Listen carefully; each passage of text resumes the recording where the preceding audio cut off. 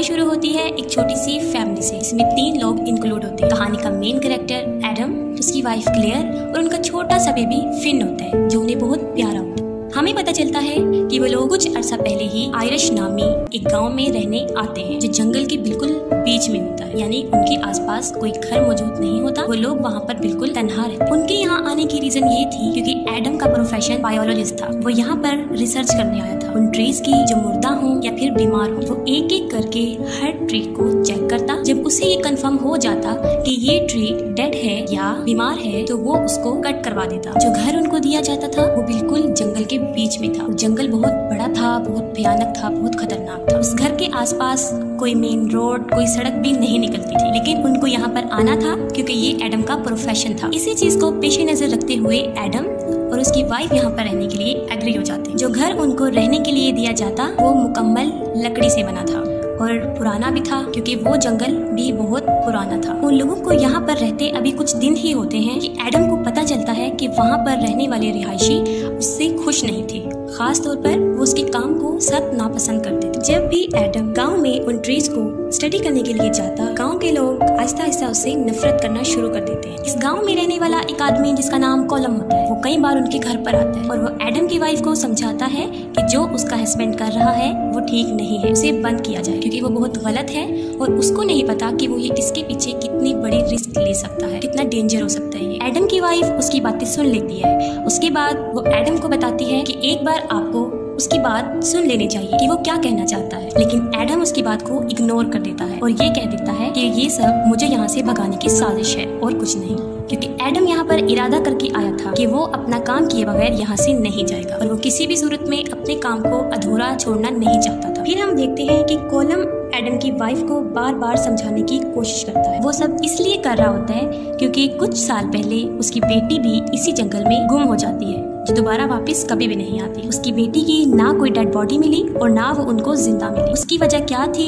ये कोई नहीं जानता था सिवाय वहाँ के रहने वालों की, क्योंकि गांव के लोगों को पता था कि इसके पीछे बहुत सी कहानियां हैं जिसपे वो मुकम्मल ट्रस्ट करते थे। गांव वालों की सोच के मुताबिक उस जंगल में उनके अलावा एक और दुनिया भी रहती थी, एक खतरनाक दुनिया जिन्हें मॉन्स्टर की दुनिया कहा जाता है, जो बहुत खतरनाक होते हैं और जानलेवा होते हैं। और स्ट्रेंज यहाँ पर ये है कि वो किसी ने भी नहीं देखे, बस महसूस किया जाता है उनको। लेकिन वो मॉन्स्टर्स तब तक किसी इंसान को कुछ नहीं कहते जब तक कि इंसान उन्हें कोई नुकसान ना पहुंचाए। इन मॉन्स्टर्स के पीछे मुख्तलिफ कहानियां थी, लेकिन कोई भी इसको सही तरीके से समझ नहीं सका क्योंकि उनको कभी किसी ने देखा ही नहीं था। इसके पीछे बहुत से लोगों ने स्टडी की, लेकिन जिसने इसको जानने की कोशिश की अभी तक यही पता चला है कि वो जिंदा नहीं बच सका। यही वजह थी कि मिस्टर कॉलम जो उसकी वाइफ को बार बार मना कर रहे थे, वो भी इस जंगल से काफी डिस्टर्ब थे क्योंकि उसके नजदीक ये गाँव कोई अच्छा नहीं था क्योंकि यहाँ से उसकी बेटी गायब हुई थी, लेकिन कोई भी आज तक ये जान नहीं सका कि वो कहाँ गई है या उसे कोई लेकर गया। पहले जब कॉलम यहाँ पर आया था उसको भी इन कहानियों पर यकीन नहीं था, लेकिन उसकी बेटी के गुम होने के बाद ये एक राज ही रहा कि उसकी बेटी कहाँ गई है, तो उसको भी इन कहानियों पर यकीन आने लगा और इसी बात को मद्देनजर रखते हुए वो एडम की वाइफ को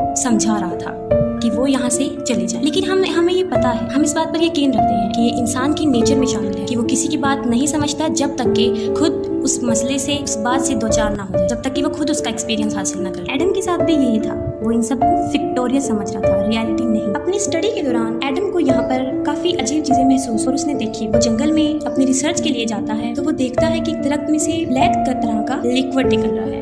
उसके बाद वो ब्लैक लिक्विड पर रिसर्च करता है। वो देखता है कि इस तरह का स्ट्रक्चर उसने आज से पहले कभी भी नहीं देखा, लेकिन फिर भी वो उसको उन मॉन्स्टर से कंपेयर नहीं करता और अपनी स्टडी को, अपनी रिसर्च को आगे बढ़ाता है। वो समझता है कि ये एक न्यू इन्वेंशन है, लेकिन हम क्या देखते हैं कि उसी रात से उनके साथ वाकयात होना शुरू हो जाता है, उनके साथ कुछ भयानक होना शुरू हो जाता है। उनके साथ जो पहला इंसिडेंट होता है वो ये होता है कि उनके बेबी के रूम से कुछ अजीबोगरीब आवाजें आने लगी और उसके बाद बेबी के रोने की आवाज। ये सुनकर दोनों हस्बैंड वाइफ अपने बेबी के रूम में उसे देखने जाते हैं। बेबी के रूम में आते ही वो देखते हैं कि किसी ने वहाँ पर लैंप और विंडो के शीशे को तोड़ दिया। इस सिचुएशन को देखते हुए वो फौरन पुलिस को कॉल कर देते। उसके बाद एडम को ये बात महसूस होती है कि ये किसी की शरारत है, वहाँ पे रहने वालों जो उनको डराना चाहते हैं ताकि वो अपना काम, अपनी रिसर्च यहाँ पर छोड़कर यहाँ से चले जाएं। जब पुलिस वाला वहाँ पर पहुँच जाता है वो सारी सिचुएशन को देखने के बाद एडम को बताता है एक अजीब बात कि ये किसी बर्ड का काम है, किसी इंसान का काम नहीं। पुलिस वाला उनको ये भी बताता है कि इस जंगल में काफी अजीबोगरीब चीजें हैं और उनको यहाँ से चले जाना चाहिए।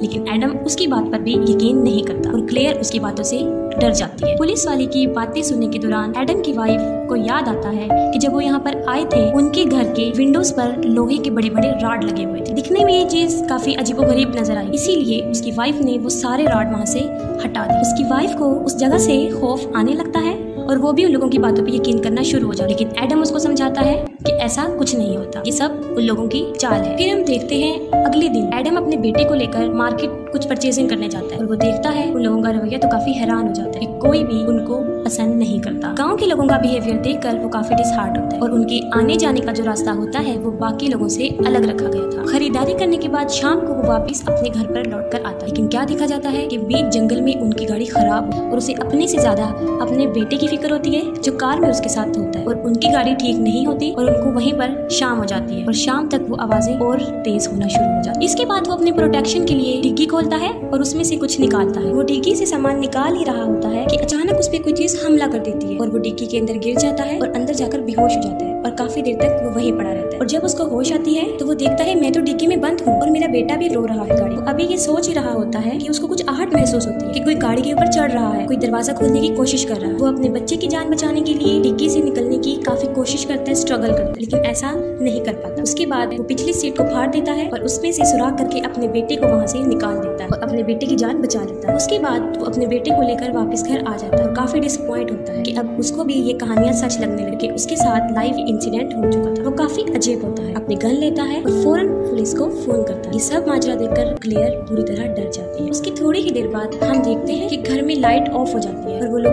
पूरी तरह डर जाते हैं क्योंकि वहाँ पर उन्हें किसी के मौजूद होने का एहसास हो। उसके बाद एडम भी उस जगह को छोड़ने का फैसला कर लेता है। वो अपनी बीवी को कहता है कि वो कुछ जरूरी सामान अपने साथ ले ले क्योंकि आज रात उनको वो जगह छोड़नी है क्योंकि वो यहाँ से जा रहे हैं। एडम सोचता है कि हमारी हेल्प करने वाला यहाँ कोई नहीं है, तो मैं अपनी बेबी और अपनी वाइफ को लेकर खुद ही गाड़ी ड्राइव करूंगा और उन्हें यहाँ से ले। अभी वो अपने घर से निकल ही रहे होते हैं कि वो देखते हैं उनके आसपास मॉन्स्टर्स हैं। उन्हें ऐसा फील होता है लेकिन वो उनको नजर नहीं आती क्योंकि वो अंधेरे में। इस दौरान उनका डॉग गुम हो जाता है जिससे वो मजीद खौफजदा हो जाते हैं। किसी तरह बड़ी मुश्किल से वो अपनी गाड़ी की तरफ जाते हैं और एडम उसको स्टार्ट करने की कोशिश करता है। उनके इर्द गिर्द बहुत से मॉन्स्टर्स थे और अब वो उनको नजर आने भी लगे थे और वो उन लोगों को मजीद डरा रहे थे जिससे क्लेयर बहुत ज्यादा डर जाती है और उसके हाथ से गाड़ी बेकाबू हो जाती है और गाड़ी उनकी उलट जाती है। उसके बाद वो लोग बहुत मुश्किल में फंस जाते हैं, उनके पास कोई रास्ता नहीं होता, इसीलिए वो दोबारा लौटकर अपने घर वापस आ जाते हैं और किसी जगह पर जाकर छुप जाते हैं ताकि वो वहाँ पर जिंदा रह सके। उन लोगों को ये रियलाइज हो जाता है कि यहाँ से निकलना आसान नहीं, काफी मुश्किलात आती है। वो दोनों उन मॉन्स्टर्स को डिस्कस कर रहे होते हैं, काफी हद तक उन मॉन्स्टर्स की बातों के बारे में जान लेते हैं। उन मॉन्स्टर्स की हकीकत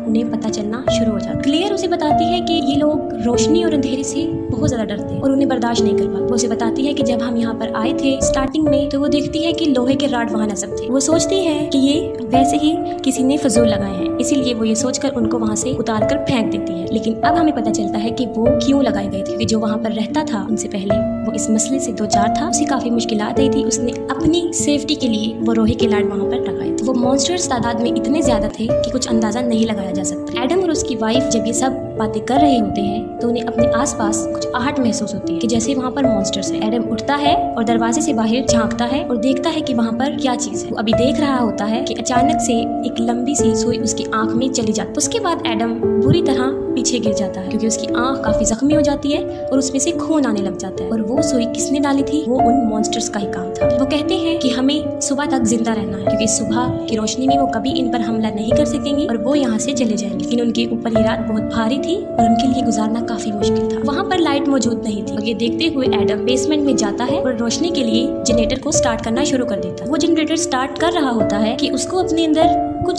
स्ट्रेंज से चेंजिंग फील होना शुरू हो जाती है कि जैसे उसकी बॉडी में कुछ चेंजिंग आ रही है, कुछ हो रहा है उसके साथ। उसकी वजह ये थी कि उन मॉन्स्टर्स ने उसकी आंख में उस सुई के जरिए कुछ डाल दिया था। वो फौरन मिरर में देखता है, वो देखता है कि उसका फेस बिल्कुल उन मॉन्स्टर्स की तरह बनता जा रहा है और उसकी वजह ये थी कि उन मॉन्स्टर्स ने अपना कुछ पार्ट उसकी आंख में दाखिल कर दिया था। हमें पता चलता है कि वो मॉन्स्टर्स काफी हजार सालों से वहाँ पर मौजूद थे। जाहिर है इतने ओल्ड मॉन्स्टर्स थे तो वो बहुत खतरनाक हो चुके थे और बहुत भयानक। और इन मॉन्स्टर्स की एक बड़ी बात ये है कि वो कुछ ही वक्त में एक आम इंसान को बिल्कुल अपने जैसा बना सकते थे और बिल्कुल ऐसा ही एडम के साथ भी हो रहा था। एडम की बॉडी बदल रही थी, उसका कलर बदल रहा था और वो बिल्कुल उन मॉन्स्टर्स की तरह बनता जा रहा था। लेकिन वो देखकर काफी डिसअपॉइंट हो जाता है कि अगर वो मॉन्स्टर बन गया तो वो अपनी वाइफ और अपने बच्चे का दुश्मन बन जाएगा। हम देखते हैं कि जब एडम जनरेटर स्टार्ट कर रहा होता है, उसके साथ ही मॉन्स्टर्स उसकी वाइफ पर हमला कर देते हैं और उसके साथ भी वही करने की कोशिश करते हैं जो उन्होंने एडम के साथ किया था, यानी अपना कुछ हिस्सा वो उसकी वाइफ की आंख में भी दाखिल करने की कोशिश करते हैं। एडम जनरेटर स्टार्ट कर लेता है और लाइट आ जाती है और वो चीजें फौरन वहाँ से गायब हो जाती है। उसकी वजह ये होती है कि वो रोशनी में